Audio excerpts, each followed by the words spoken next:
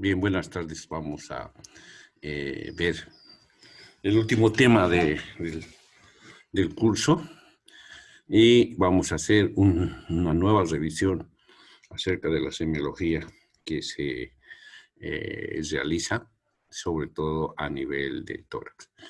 Muchos de los puntos ya los hemos visto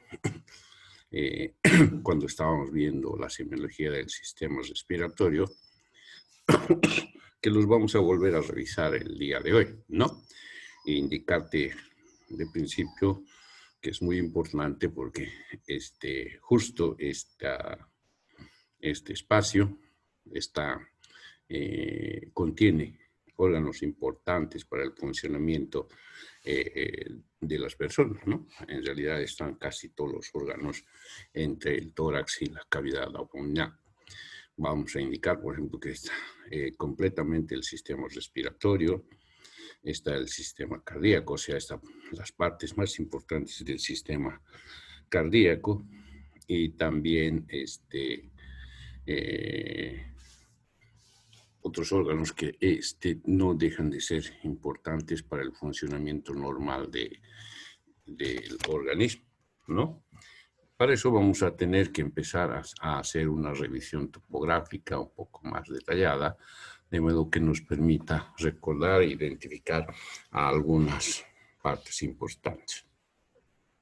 De principio, cuando nosotros queremos hacer una revisión topográfica o la anatomía del tórax, en el tórax anterior anotamos que vamos a poder o deberíamos poder identificar como puntos de referencia al ángulo de Lewis, ¿no?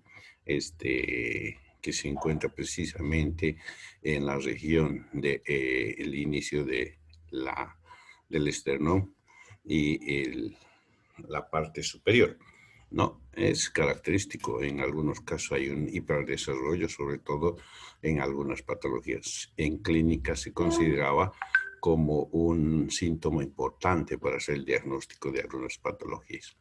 También debemos diferenciar de que en el tórax y en la parte posterior, sobre todo en la parte anterior, es importante identificar, como habíamos visto, por ejemplo, cuando estábamos viendo los puntos o los focos de auscultación en el sistema cardíaco, identificar los espacios intercostales, ¿no?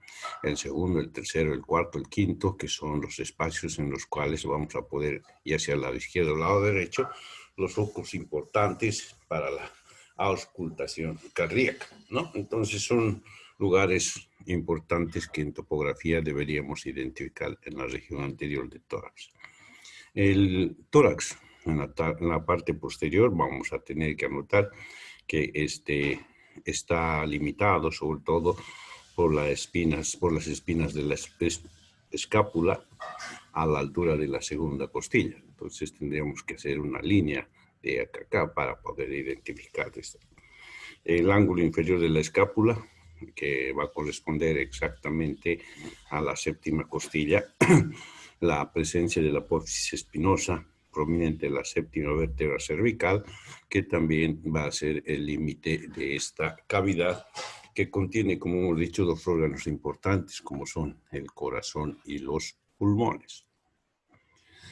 En la parte anterior, en semiología, habíamos visto ya cuando estábamos viendo el sistema respiratorio la presencia de unas líneas paralelas a la línea media que está dividiendo el organismo en dos partes y que además está justo en el medio del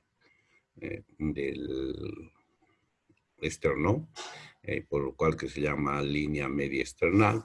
Luego podemos apreciar también a los lados de esta línea, cruzando los puntos de la parte media de la clavícula,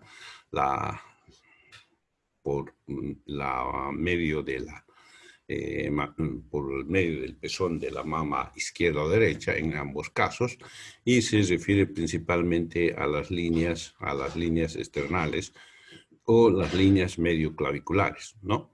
También vamos a ver en este mismo caso, ya sea en la parte externa de la parte de la axila, la línea axilar anterior, y en la cara posterior seguramente vamos a encontrar la línea. ¿Por qué es importante?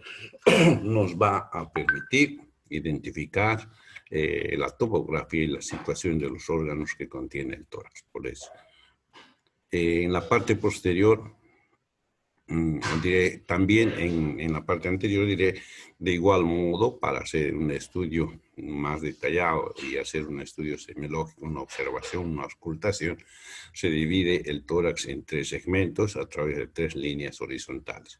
Una, la clavicular, que va de una clavícula a la otra, que va a marcar principalmente la línea superior del tórax. Luego, una línea que pase por la tercera costal, que nos va a significar el límite entre la primera y la parte superior del tórax, o media del tórax, ¿no?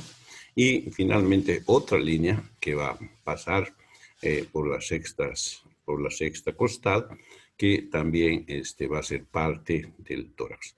Y finalmente unas líneas que en realidad estas ya no son horizontales sino son curvas, van a seguir el borde costal, que van a ser el límite de la cavidad torácica, ¿no? Entonces, a nosotros nos va a permitir esto identificar la topografía y la región y la ubicación de los órganos importantes que se presentan en el tórax.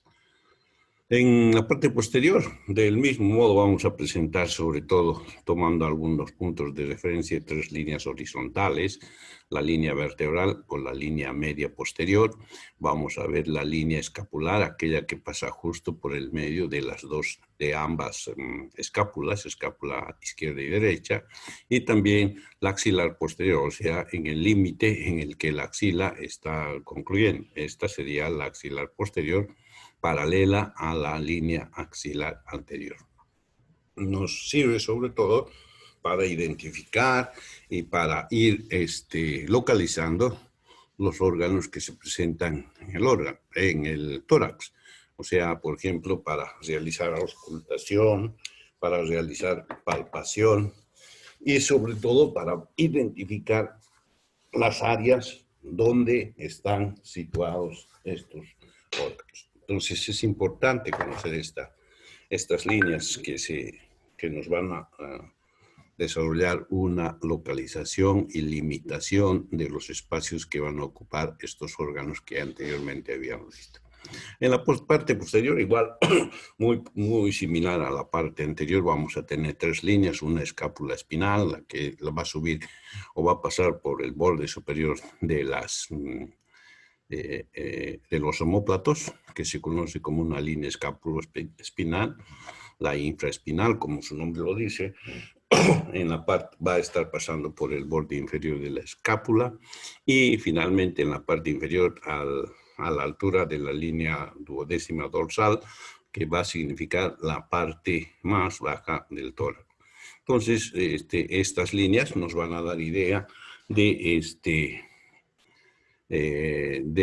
la distribución y la localización de los órganos. Pueden ser los pulmones, puede ser el área cardíaca y todas estas regiones. En semiología, entonces, es importante para nosotros identificar estas líneas que en la parte axilar, sobre todo para ver, por ejemplo, imágenes, ¿no? En imagenología, en radiografías laterales, donde vamos a poder identificar lesiones de las porciones laterales de los órganos que se encuentran.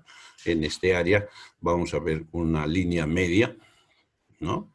Una línea media sobre todo que va a estar en la mitad de la axila, una línea axilar anterior y una posterior como la que hemos indicado anteriormente, y en forma horizontal una línea que va a pasar por la sexta costilla, lo cual nos va a dividir también en 2 porciones con el límite de la línea que va a pasar por el reborde costal. Entonces vamos a tener 2 espacios, sobre todo cuando estemos haciendo una observación de la parte lateral del organismo, ¿no? En ambos lados vamos a tener esta misma delimitación. Esas líneas, una vez que las tracemos como están aquí, está la línea media, la media clavicular, ahí está la línea axilar anterior, en lo vertical está la línea superior, la línea media y el reborde costal, que habíamos dicho nos divide en varios periodos. Entonces, estas líneas nos van a poder permitir dividir en regiones topográficas que van a facilitar, ¿no? La identificación, la localización, además la situación de los órganos que existen.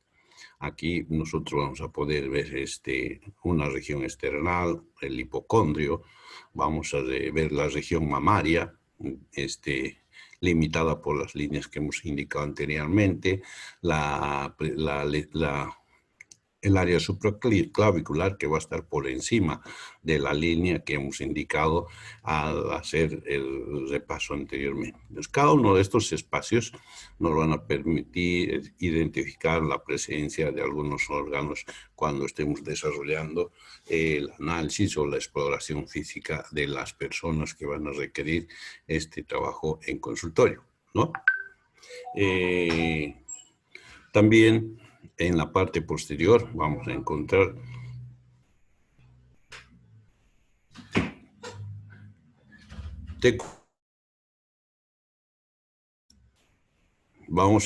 decía, en la parte posterior, líneas que van a dividir también en este tipo de regiones. Un área supraescapular, aquella que está limitada por la línea supraescapular, por el borde superior de las escápulas, la escapulovertebral, que son espacios que van a estar limitados por la línea infraescapular y la supraescapular, la región escapular que va a estar en la parte media y la infraescapular que va a estar por debajo de estas líneas.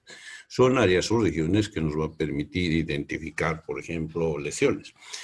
Poder decir, en el lóbulo de la base pulmonar derecha que está situado, entonces nos va a permitir directamente ubicar el área que requerimos explorar, ¿no? En la parte lateral del mismo modo vamos a tener dos áreas topográficas. La axilar es la que va a estar limitada por la línea axilar, y la infraaxilar por la línea que va a estar por debajo de esta. En esta sí nos va a poder servir sobre todo para identificar lesiones o identificar particularidades en una imagenología lateral. Aquí podemos ver ya en semiología para identificar las partes de las que compone un pulmón, ¿no? Entonces, este estudio lo vamos a ver con mucho más detalle cuando estemos haciendo el tema de neumología. En el tema de del tórax, del que estamos ahora haciendo una revisión, vamos a ver que es importante observar cuál es la actitud del paciente, o sea, ver, por ejemplo, en posición de cúbito lateral, que significa estar acostado, pero apoyado en la parte lateral del organismo, ¿no? Vamos a poder apreciar sobre todo algunas lesiones donde se está afectando a la pleura pulmonar, y esta posición o esta actitud nos va a permitir hacer una buena exploración, porque vamos a ver la expansión, vamos a ver la deformación o algunas deformaciones que podrían presentarse por la retención de líquidos, retención de aire a nivel pleural. Entonces, a eso se conoce como actitud, ¿no? También por supuesto que hay una posición de cúbito lateral derecho cuando está al revés, y las otras actitudes que son la dorsal y la ventral. Estas son también posiciones que nos van a servir para hacer la observación, sobre todo cuando estamos viendo algunos de los órganos que están contenidos, ya sea en el abdomen o también en el tórax, ¿no? También ahí vamos a poder identificar el estado de nutrición. Normalmente, las personas que están con un nivel de nutrición buena o regular, vamos a ver que los espacios intercostales están completamente llenos. Solamente se van a apreciar cuando se haga un ejercicio forzado. mientras estas sin necesidad de forzar van a ser notorios los espacios intercostales, lo cual nos va a significar que esta persona no está en buen estado de nutrición. Principalmente esto se va a apreciar en niños menores y también en personas mayores. Lo mismo podemos ver que en algunos casos se puede presentar estas retracciones, pero ya debido a una patología, sobre todo en casos en los cuales haya una complicación del sistema respiratorio y se vea obligado a forzar, ¿no?, la musculatura para tratar de compensar la disminución del intercambio gaseoso a nivel del organismo.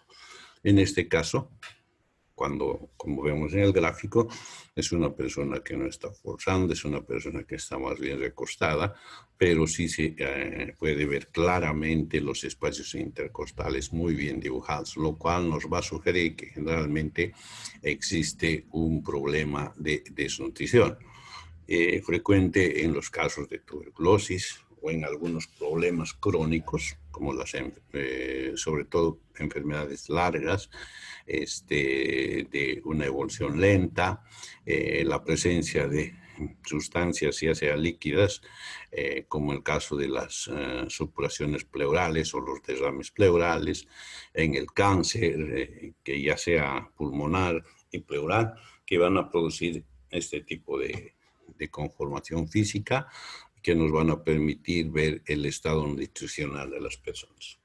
Otro de los aspectos que siempre vamos a tomar en cuenta también son los tegumentos. Sobre todo, vamos a ver la forma, el color. En el caso del color, muchos de los tegumentos, o sobre todo a nivel de las partes distales de los miembros, en este caso las uñas, vamos a encontrar diferentes cambios, ¿no? Un cambio de color normal a un color blanco, pálido, sobre todo cuando estos estén acompañados o acompañan a procesos de tipo anémico, ¿no? En otros casos, como en el caso de la sacrocianosis, o sea, uñas o tegumentos azulados, debido a la insuficiente ventilación o a la insuficiente irrigación de estas áreas. Es característico presentar, o sea, ver este tipo de situaciones, las uñas azules, la punta de los pies azules, los dedos azules, también en algunas ocasiones la punta de la nariz y las orejas, que son áreas que generalmente van a cambiar de coloración debido a la disminución en la irrigación y que se lo va a conocer como cianosis, ¿no? Lo contrario, la falta de una circulación adecuada, la hipovolemia, la pérdida sanguínea, hemorragias que van a provocar también la palidez no solamente de estas partes tegumentarias, sino también de otros, como las mucosas, que van a ser visibles también en la superficie de la piel, como en las mucosas de la boca, de las conjuntivas, y que van a coincidir generalmente con el tema de la anemia. Frecuente en procesos bronconeumónicos crónicos, o sea, casi todas las patologías crónicas tienden a presentar este tipo de sintomatología. Va a haber en los procesos supurativos y también los procesos degenerativos como el cáncer, y principalmente en los cuadros de la anemia vamos a ver este cambio de color, sobre todo a nivel de los tegumentos y las mucosas de los organismos, ¿no? Otro de los datos que debemos hacer en la exploración junto con el tórax es más bien complementario, es fijarse en la facies o en la cara que presenta el paciente, ¿no? Por ejemplo, en un paciente tuberculoso, que es una enfermedad crónica de un avance lento y que además tendiente sobre todo a la desnutrición, vamos a encontrar un semblante o una cara pálida con rasgos perfilados o afilados, se dice, es decir, la punta de la nariz lo vamos a ver como si estuviera afinado y afilado, Vamos a ver también la mirada brillante en estos casos, y esto corresponde a eso que se denomina como facies perfilada o afilada. Muy frecuente, sobre todo en casos crónicos como la tuberculosis y otras patologías crónicas, sobre todo también las neoplasias, son características de este tipo. Vamos a poder encontrar también a nivel de la afectación, por ejemplo, de problemas de tipo anafiláctico, crónico, o anafilaxias debidas a cuadros de alergia que se van a manifestar como asmas o cuadros asmáticos. Vamos a encontrar fases de angustia y ansiedad respiratoria, unas fases muy características que apenas veamos nosotros vamos a orientar nuestro diagnóstico presuntivo precisamente a una persona que está en sufrimiento y que se debe precisamente a la falta del intercambio gaseoso o a la oxigenación de cualquiera de los órganos, o la presencia de una vasoconstricción que va a dar lo que teóricamente se dice el hambre de aire. Lo mismo vamos a ver en bronquíticos crónicos, ¿no? Vamos a verlos a pacientes abotagados, medio dormidos, con pocas respuestas a cualquier tipo de estímulos y sobre todo de un color azul, en casi, sobre todo a nivel de las partes distales, también en la parte de la cara, que se va a deber generalmente a una mala circulación y a un mal intercambio gaseoso debido al proceso patológico que va a afectar a las áreas donde se hace este intercambio, ¿no? Y en el caso de los enfisematosos son personas más bien con aumento de volumen respiratorio, el sistema respiratorio o la respiración se va a hacer ruidosa, con cornaje, estertores, característicos que van a dar también a un paciente que está respirando con mucha dificultad, inclusive sin hacer ningún tipo de esfuerzo. Paralelo a lo que puede estar ocurriendo en el tórax, también es importante anexar algunos signos, sintomatología que se presentan sobre todo a nivel de las extremidades. Alguna deformación que se presenta sobre todo cuando existen lesiones crónicas o patologías crónicas que van a obligar a tomar algunas formas a nivel de la parte distal de los miembros, ¿no? Una de esas es la característica a mano de palillo de tambor, dedos de palillo de tambor, que generalmente se va a deber a procesos crónicos con una mala circulación y una mal intercambio gaseoso, lo cual va también, esta forma se va a acompañar de una pigmentación azul característico en las enfermedades crónicas generalmente. Ya cuando lleguemos a la pared torácica, todas estas cosas que estamos viendo están relacionadas con lo que está ocurriendo a nivel cardíaco. La cianosis, las anemias, los dedos en palillo de tambor, las uñas en vidrio de reloj, se deben precisamente a lesiones, ya sean que afectan al corazón o al sistema cardíaco o también al sistema respiratorio. Por eso es importante identificar estos hechos en la exploración del tórax para luego terminar con la exploración del tórax propiamente dicho. En este caso, para nosotros va a ser importante, sobre todo en la observación, apreciar la presencia de fístulas, ¿no?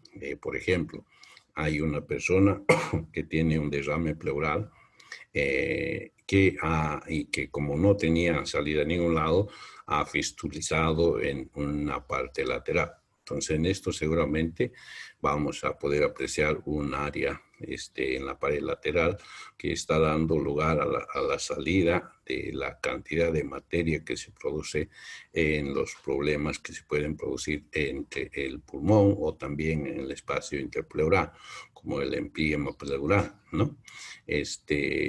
Donde frecuentemente vamos a ver una lesión que va a estar secretando una sustancia que va a estar produciéndose debido a esta lesión. Lo mismo vamos a ver en casos donde va a haber micosis pulmonares, sobre todo actinomicosis pulmonares, que van a generalmente fistulizar para poder salir hacia el exterior.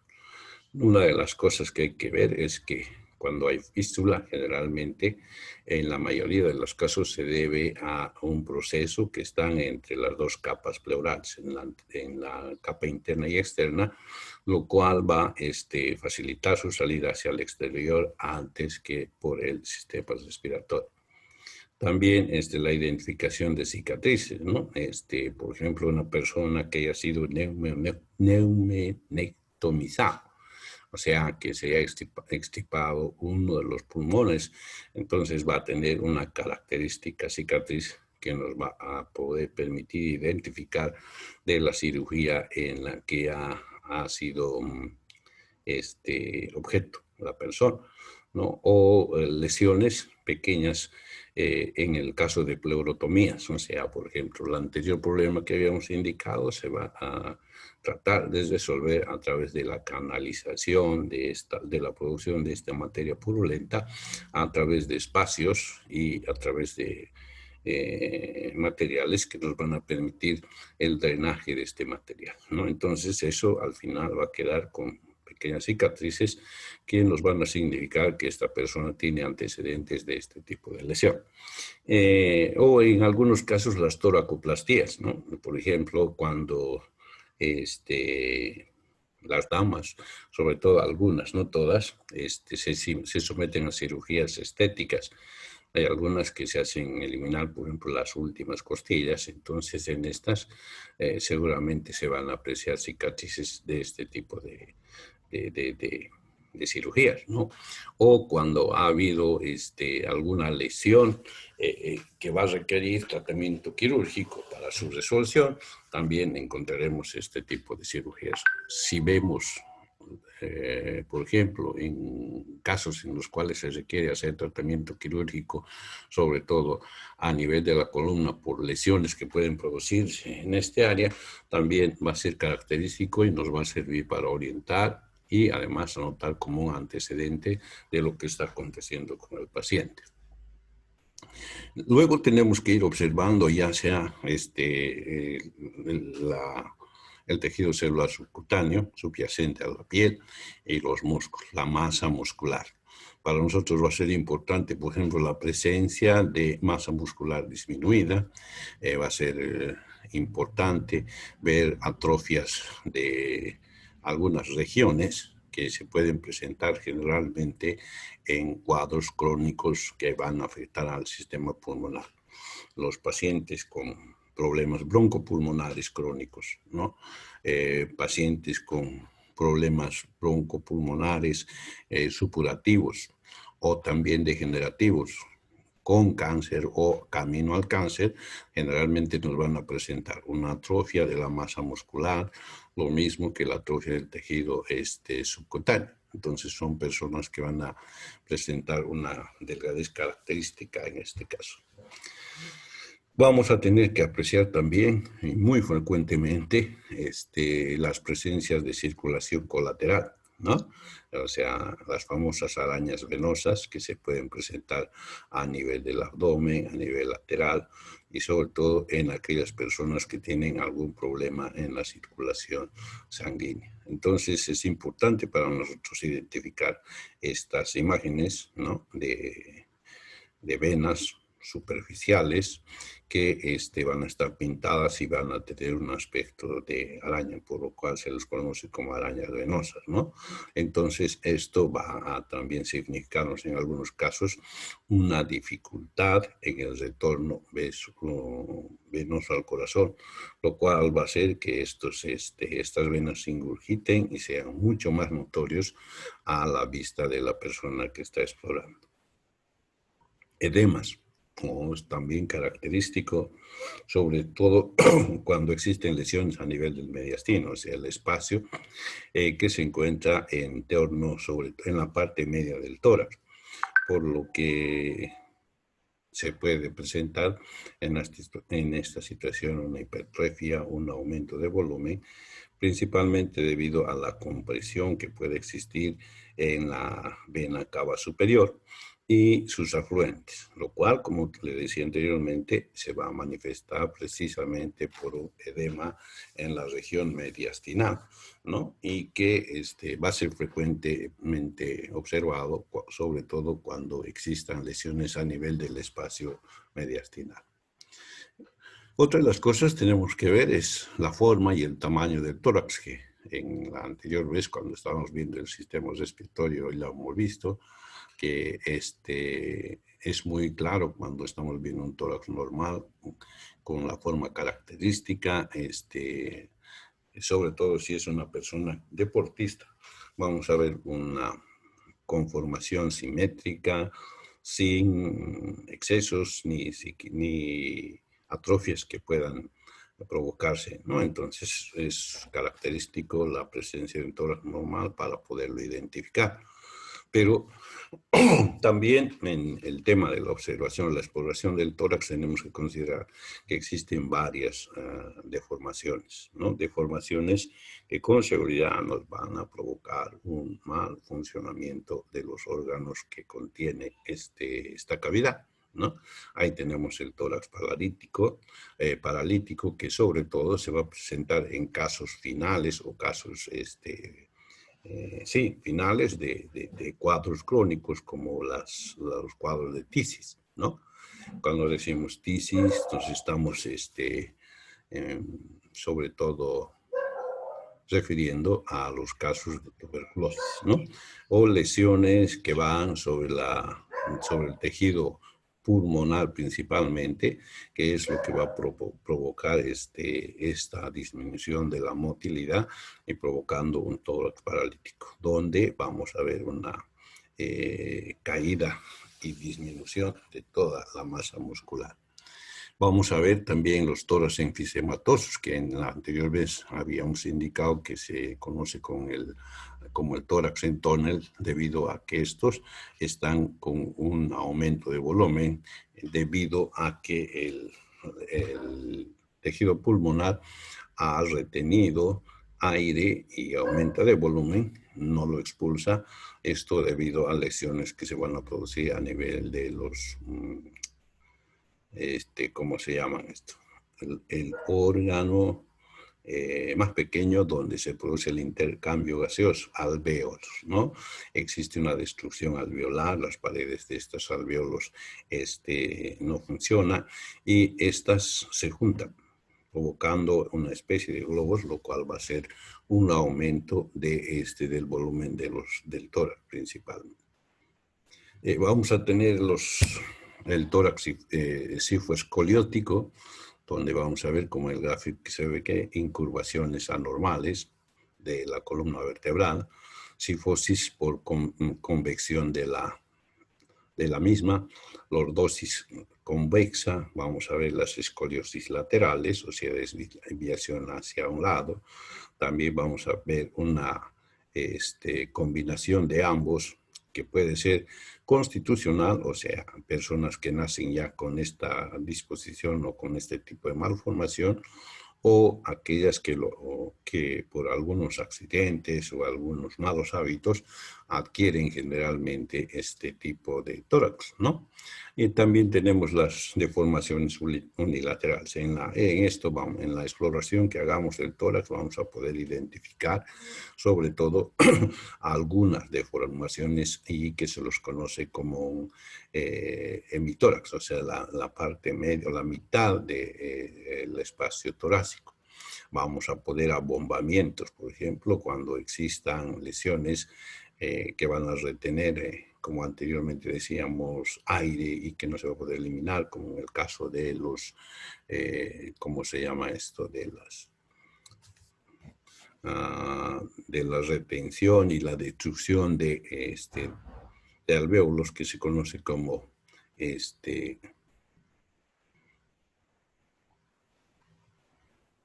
enfisema, o sea, como un tórax enfisematoso, se me fue el término, y que van a permitir un aumento, una hipertrofia de la mitad del tórax por la afección de uno de los lados de los pulmones.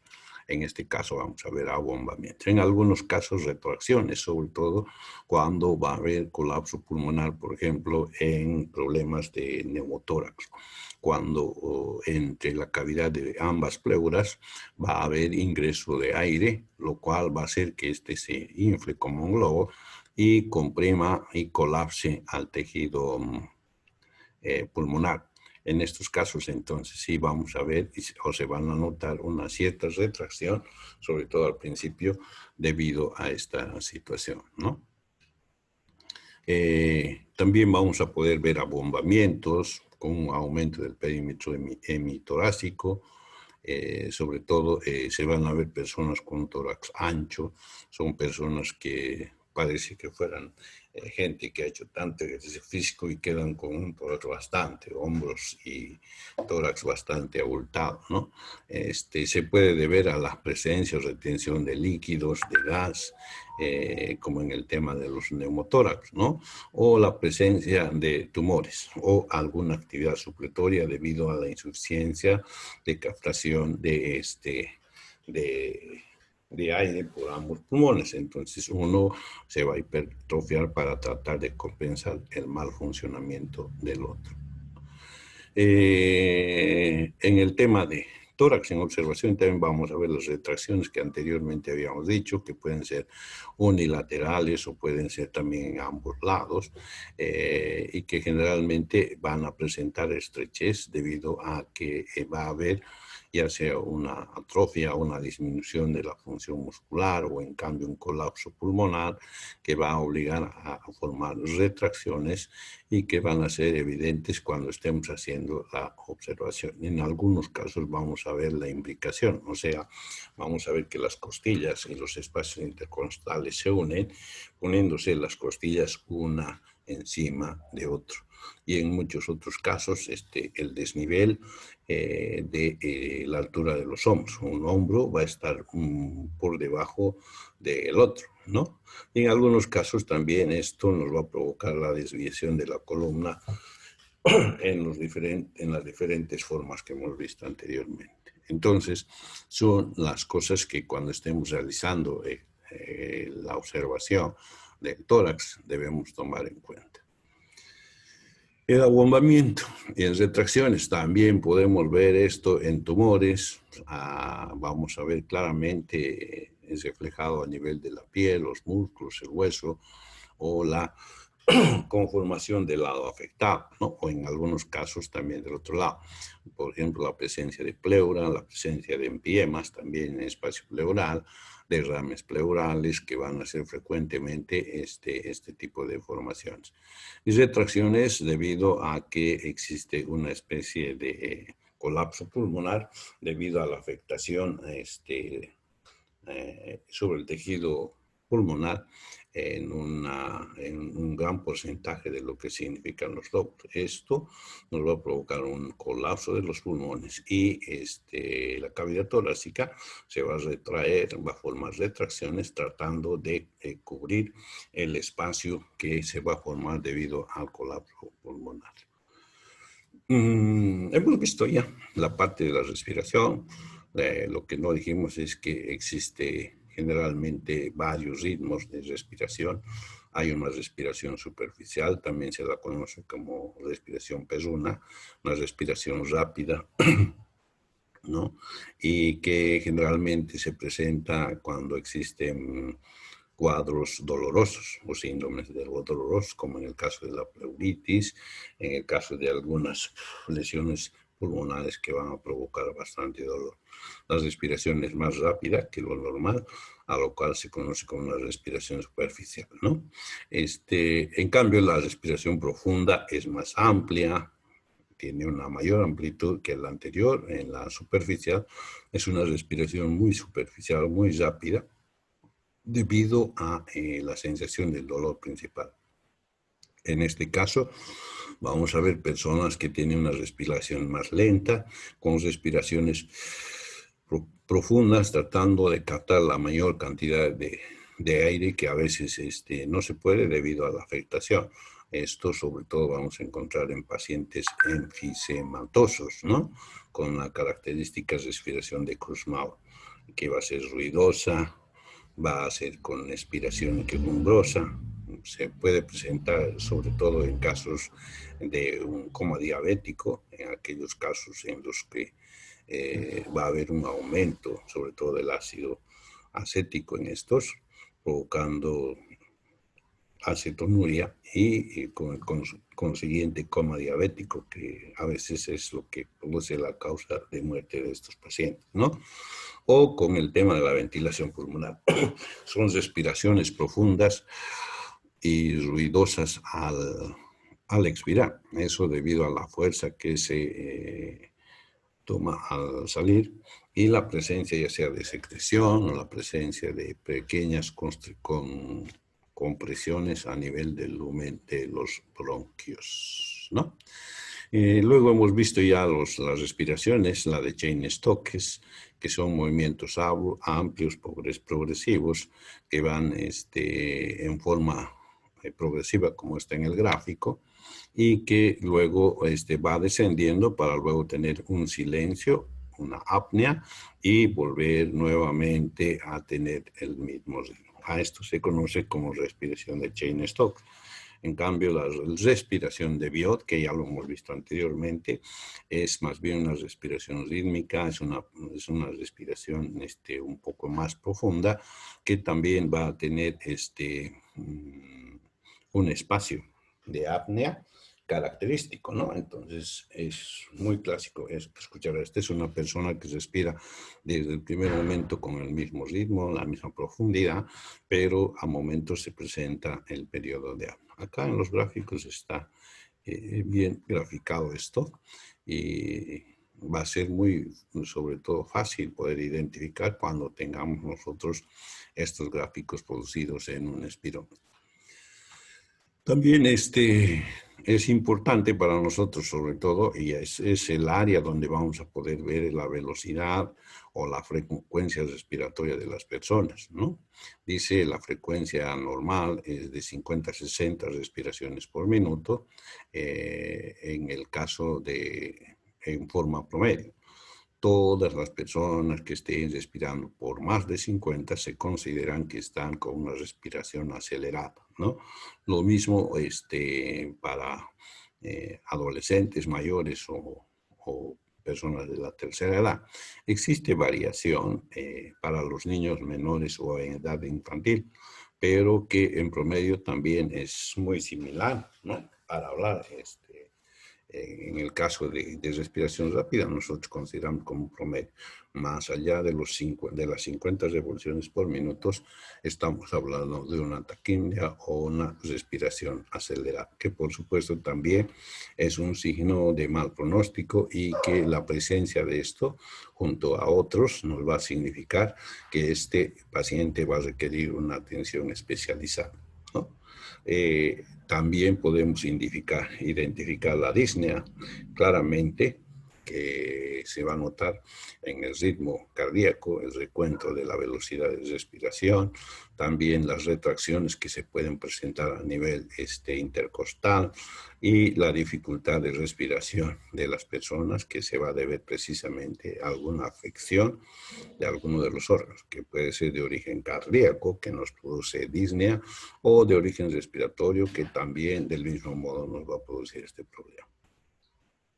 También podemos ver algunos otros problemas, como el tema de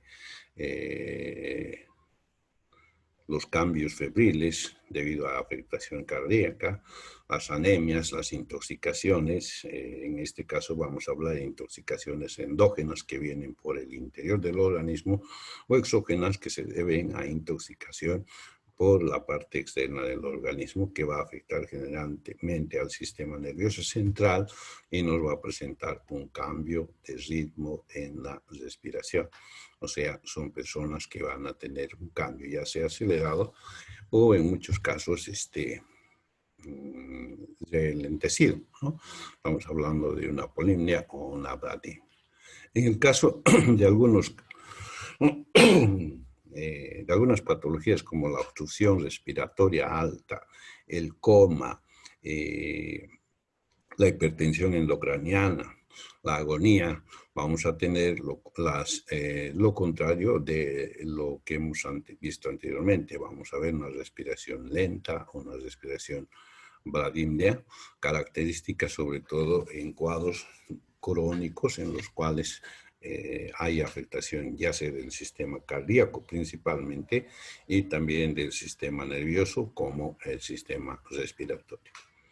Las retracciones o las retracciones a nivel torácico, característica y que se conoce como tiraje, habíamos explicado ya, que son retracciones musculares de los músculos intercostales. Esto para compensar la insuficiencia y captación de aire o de oxígeno en las personas. Entonces es un signo que se va a presentar en este tipo de situaciones y que también para nosotros significa un signo de peligro cuando vemos o apreciamos este hecho en algún paciente. También en algunos casos donde esta insuficiencia es bastante grande, no solamente vamos a ver el tiraje en el espacio intercostal, sino también en el espacio suprasternal, en la fosa clavicular, vamos a ver en la región superior del abdomen debido a una contracción forzada del músculo diafragma, que va a provocar una retracción que va a estar en esta región y que se va a conocer como una retracción costoabdominal. Ya el examen del tórax, sobre todo en las partes blandas, lo vamos a desarrollar a través de la técnica de la palpación del tórax, donde vamos a ver, por ejemplo, la calidad de la piel, vamos a ver si existe una atrofia de la piel, vamos a ver si hay presencia de piel, si por ejemplo, aquí ver la cantidad de hidratación de las personas a través de producir un pliegue, sobre todo a nivel de la piel, para ver que si este pliegue retorna a su forma originaria en menos de 2 segundos, indicar de que sí hay una buena hidratación, pero si esta queda por más de 2 segundos, vamos a pensar que existe algún grado de deshidratación. Entonces, o la pérdida o atrofia muscular, atrofia de tejido celular subcutáneo, que va a ir generalmente paralelo a los cuadros de deshidratación, se van a presentar también frecuentemente este tipo de síntomas. O al revés, ¿no? La retención de líquidos a nivel de los tejidos, lo que nosotros lo conocemos como edema, ¿no? Que pueden generalmente identificarse a través de la digitopresión. O sea, nosotros presionamos por unos momentos en el área que queremos ver si hay edema y si el área deja una fovea, o sea, un hueco, un espacio que ha sido presionado por el dedo, significa que existe retención de líquidos. A esto se conoce como edema de pared. Esto lo podemos hacer en cualquier parte del abdomen, así como en partes que queremos identificar, en el tórax, en la parte proximal de los miembros superiores o alguna de las regiones de nuestro interés. Entonces, generalmente vamos a presentar esto también. El origen, ya sabemos, causa puede ser por un problema renal, un mal funcionamiento renal, un cambio en la presión, lesiones cardíacas y también algunos malos hábitos como por ejemplo la alimentación hipersódica, debido a que la propiedad de retención de líquidos va a tener esta función en las personas que coman demasiado sodio, ¿no?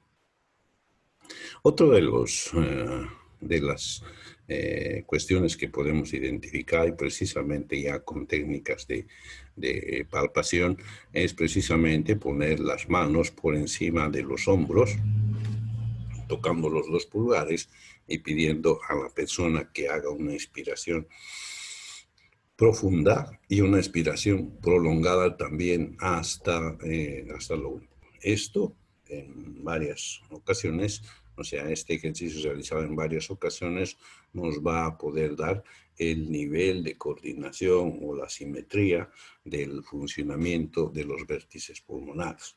En el caso de que exista una lesión en el vértice izquierdo, con seguridad el vértice izquierdo se va a expandir menos que el vértice derecho que está en una situación sana.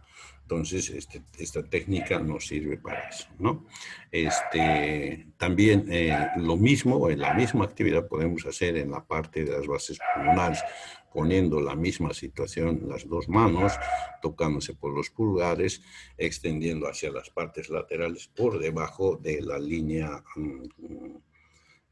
costal inferior, donde está insertada generalmente este músculo que divide el tórax y el abdomen, y que cuando haya la inspiración forzada también vamos a notar que la expansión de las bases pulmonares, si son iguales, va a haber una expansión rítmica y igual, pero cuando hay afectación en uno de los lados, esta se va a expandir menos, o sea, principalmente se va a notar este tipo de diferencias. Lo mismo podemos hacer en la región anterior, ¿no? Del tórax, en la región anterior, en la región posterior, en la región inferior, y también los laterales, ¿no? Entonces, sobre todo, es para identificar el tipo de expansión pulmonar que existe en cualquiera de estos. Vamos a ver alteraciones, ¿no? Por ejemplo, las alteraciones que se van a deber a un aumento, ¿no? Como consecuencia de compensar algún mal funcionamiento de parte de los pulmones. Normalmente cuando existe un pulmón bastante lesionado, el otro pulmón es el que va a tener un aumento en la expansión, con el fin de compensar la falta de la expansión del pulmón afectado. Además, vamos a poder identificar al realizar la palpación, la palpación digital, vamos a ver la sensibilidad torácica, cuál es el grado de sensibilidad que existe en las diferentes partes que componen el tórax. Vamos a poder identificar la regularidad de las partes blandas entre las costillas. Vamos a poder identificar si existe alguna neoformación, algún tumor entre estos, y también ver el área del esternón que esté con una configuración normal. En casos puede haber algunas deformaciones, ¿no?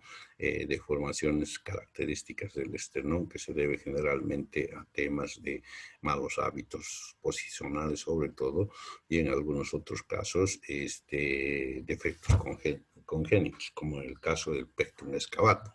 Vamos a ver un esternón más bien hundido en forma de una fosa, por lo cual se denomina como pectum excavatum. Bien, seguimos. Lo mismo que habíamos visto en el sistema respiratorio, también podemos ver el tipo de vibración que se produce al pronunciar la palabra. Y esto debido a que va a producirse una vibración a partir de las glándulas, diré hasta partir de las cuerdas vocales. Para esto se va a pedir a la persona que esté en posición sentada, ponerla a apoyar las manos, sobre todo la parte anterior de los dedos, que son los más sensibles, y pedir a la persona que repita la palabra 33. Entonces vamos a poder lograr conseguir un frémito, o sea, el tipo de frote o la vibración de todo el tejido pulmonar, que va a estar cambiado en el caso de que hayan cambios en la consistencia del tejido pulmonar. Por ejemplo, en casos de una neumonía, estas van a estar en una situación de cambio de consistencia, lo cual va a hacer que baje, digamos, este tipo de, que se conoce como frémito o ver la vibración.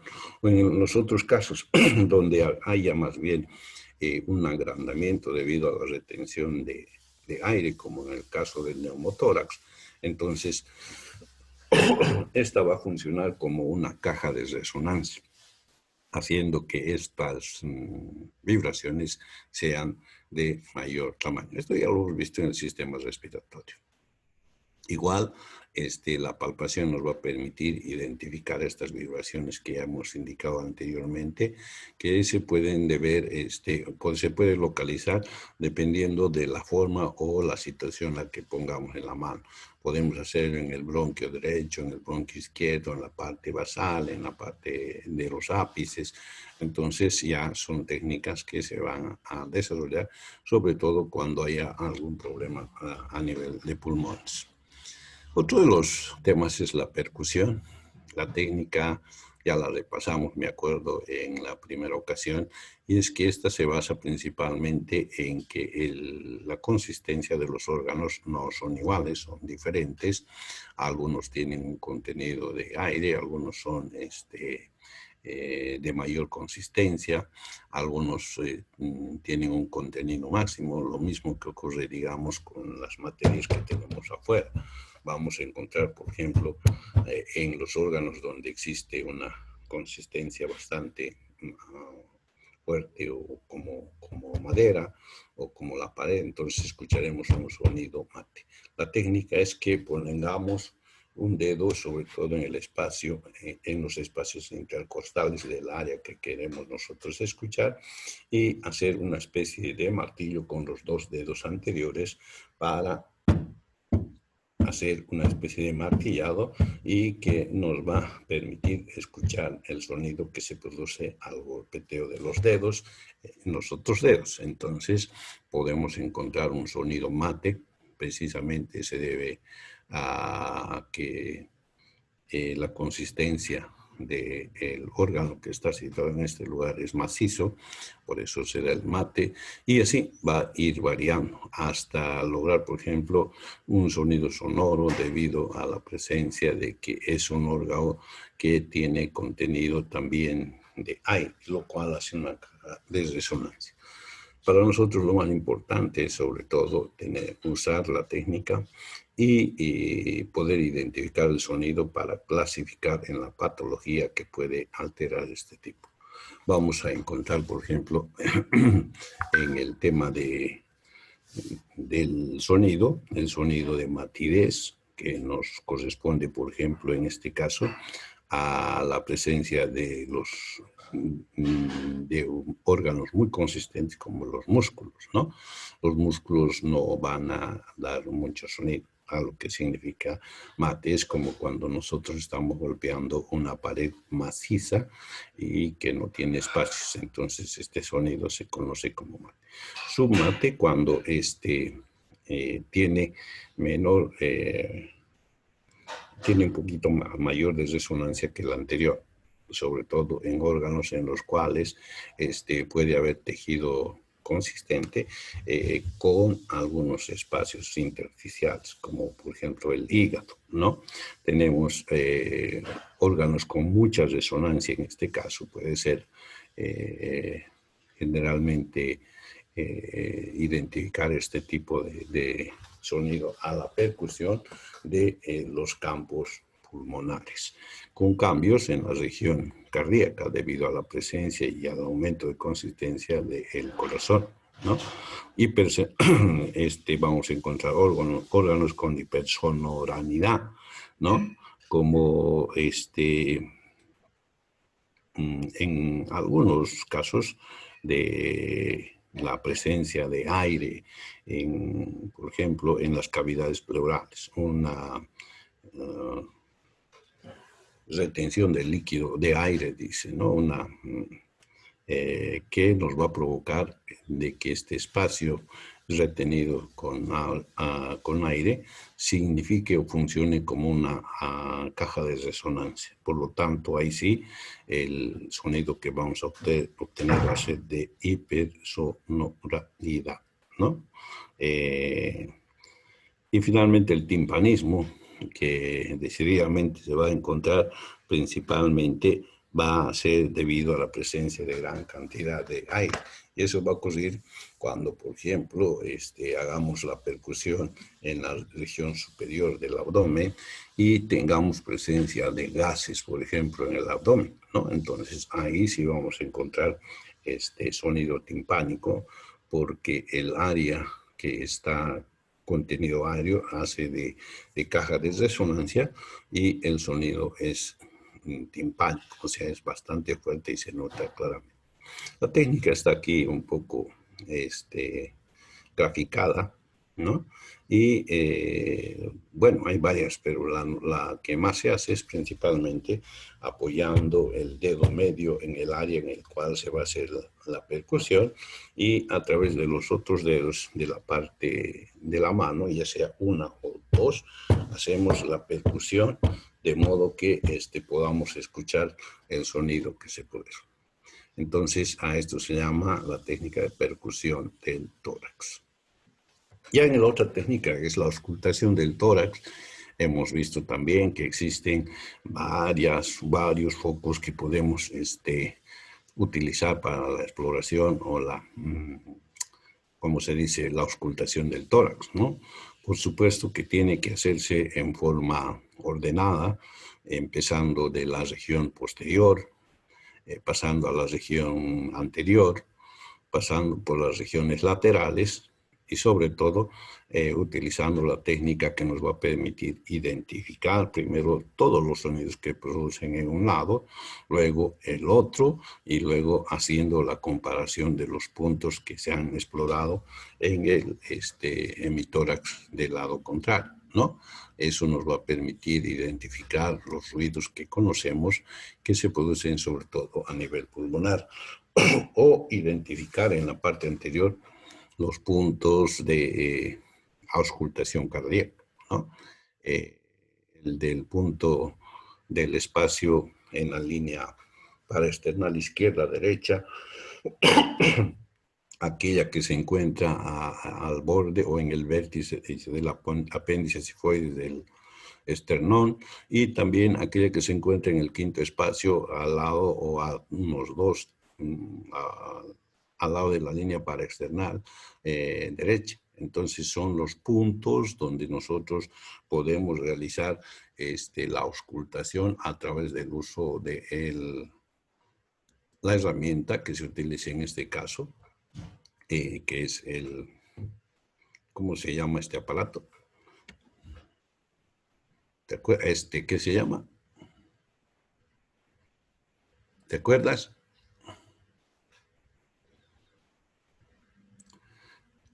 ¿Cómo se llama este aparato que nos sirve para escuchar, sobre todo los ruidos pulmonares, que estamos hablando de eso en este momento? Fonendoscopio. ¿Estás ahí? Bueno, así creo. Olá, doutor. Sim. Ah, bien. ¿Están? Sí, aquí mi internet no está tan buena. Entonces estoy entrando y saliendo, entrando y... Ah, ya, está bien, no te preocupes. Bien, usted decía, este aparato que se llama el fonendoscopio, que tiene varias formas, habíamos dicho.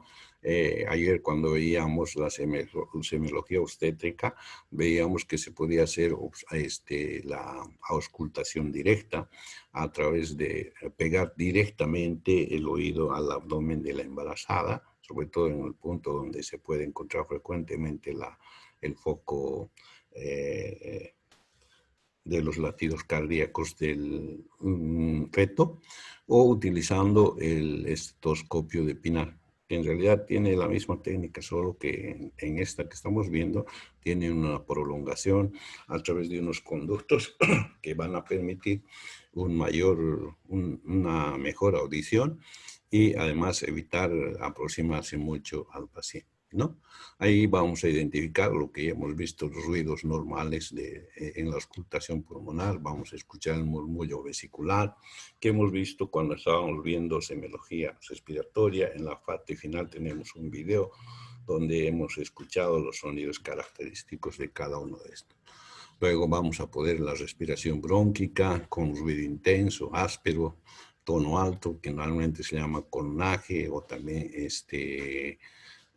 alguna respiración ruda, que también ya lo hemos visto, ¿no? La respiración broncovesicular, vamos a poder apreciar en la segunda articulación condroesternal y esternoclavicular. Bueno, en realidad vamos a poder encontrar esto sobre todo cuando haya lesión a nivel de los broncos principales, que está en la parte media y sobre todo un poco por encima de las bases, ¿no? Y en algunos otros lugares. ¿Cuándo va a haber estos cambios, no? Por ejemplo, el sonido normal de la respiración va a haber un cambio en la intensidad, se van a hacer un poco más intensos, un poco más fuertes, pueden estar cambiando en la velocidad y además la profundidad de estos sonidos, ¿no? En algunos casos pueden hacerse más profundos, sobre todo cuando se trata de compensar debido a una afección que está disminuyendo la capacidad que tienen los pulmones. Entonces, en estos casos sí vamos a poder ver este tipo de cambios. ¿Qué más? La duración. Nada más que el espacio que existe entre la inspiración y la expiración, ¿no? Entonces se va haciendo una cuantificación de estos para ver este tema. Luego tenemos también la presencia de algunos soplos que las hemos identificado ya específicamente como las sibilancias, aquellas que se producen principalmente por el paso del aire a través de lúmenes bronquiales que pueden estar estrechados, o la presencia de flema o moco, que van a ser una especie de válvulas produciendo ruidos característicos en diferentes campos de los pulmones, ¿no? Los estertores son aquellas respiraciones rudas donde se van a escuchar ruidos conocidos como los roncos, las sibilancias. También vamos a encontrar ruidos conocidos como estertores húmedos, entre los que vemos las crepitantes, las subcrepitantes, que lo hemos visto hace unos 2 o 3 días atrás, el burbujeo, o sea, la presencia de pequeñas burbujas o el sonido de burbujas, que se debe principalmente a lesiones a nivel de menor lumen de los bronquiolos y todas esas cosas, ¿no? Y luego la auscultación de la voz, la transmisión de la voz, la broncofonía, la pectoriloquia afona, la voz afónica, que se va a hacer a través también de la auscultación de estos pacientes que van a estar presentando este tipo de situaciones. Bien, es lo que hoy día deberíamos estar revisando acerca del tema. Vamos a darnos un descanso y luego continuamos. Enseguida te mando la nueva invitación.